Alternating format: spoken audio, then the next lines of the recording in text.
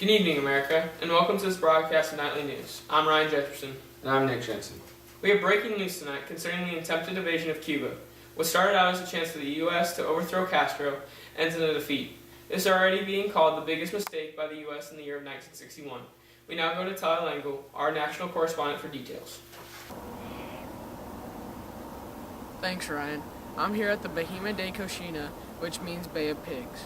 On April 16th, about 1,300 exiles armed with U.S. weapons landed here on the southern coast of Cuba. They intended to cross the island to Havana with the support of locals.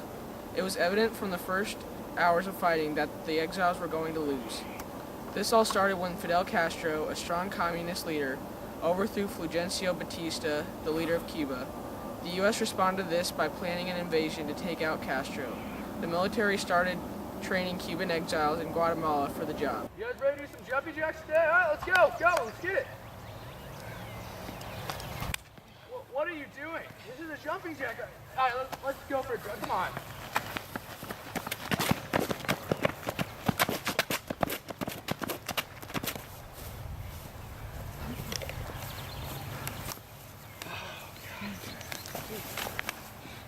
We got a long, hard work for you guys.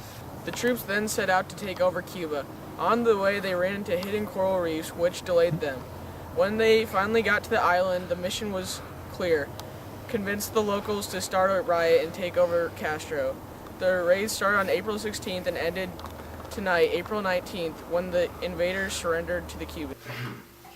This just in, we now have exclusive footage of the U.S. forces retreat to the beaches earlier today. We at Nightly News want to warn you that this footage is very graphic. Viewer discretion is advised.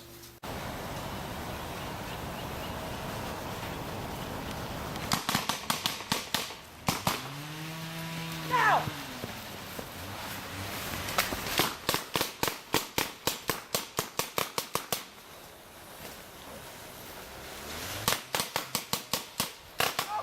Go!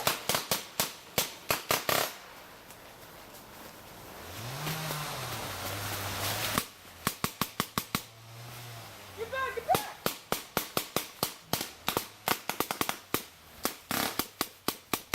Cover up!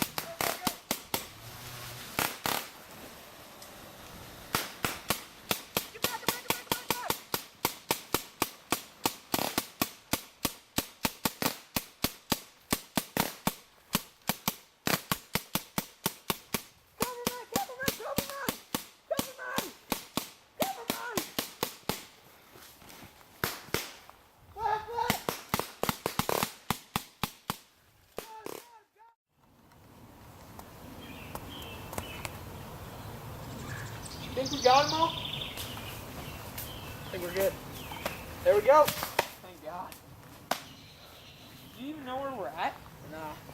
Man, I'm out of ammo, and I hope that's the last one, because I don't got anything. There's one, run!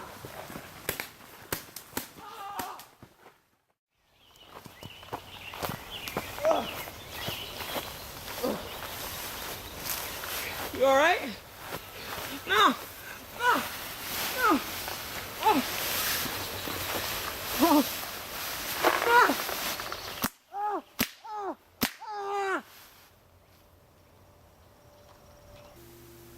As you can see, the troops were not successful. More than 200 exiles have been killed. Another 1,196 were taken captive. Let's go back to Tyler Langle, who is still on the scene.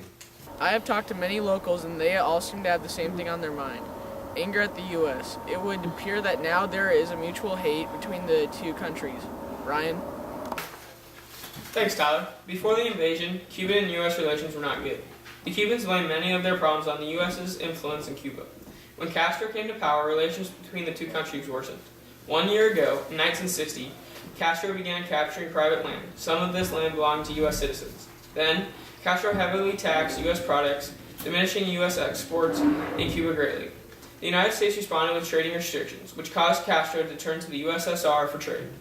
The United States then cut off diplomatic relations with Cuba, and we feared we had a communist country at our doorsteps. Now, after the invasion, it seems that this event has made the two nations sworn enemies. Tyler, did anyone besides the military know about the invasion before it happened? Yes, apparently Cuban officials heard about this attack back in October and alerted the United Nations. The UN gave the U.S. a warning not to go through with the operation, but the military did it anyway. President Kennedy even told us in a live press conference 5 days ago there was never going to be an invasion of Cuba. And yet here we are. The truth is coming out and it is not good. This is Tyler Langle of Nightly News. Back to you. Thanks, Tyler. This entire incident will hurt the United States' reputation severely. The world now realizes that the United States will do whatever they want, no matter what the UN has to say about it. The U.S. now comes across as an untrustworthy country and has a lot of explaining to do. Also, the actions of the United States were very unethical. Not only did we lie about our plans of attack, but 200 men died in vain as well. We just hope that these actions won't instigate anything worse. For Nick Jensen, Tyler Langle, and all those involved in Nightly News, I'm Ryan Jesperson. Good night, America.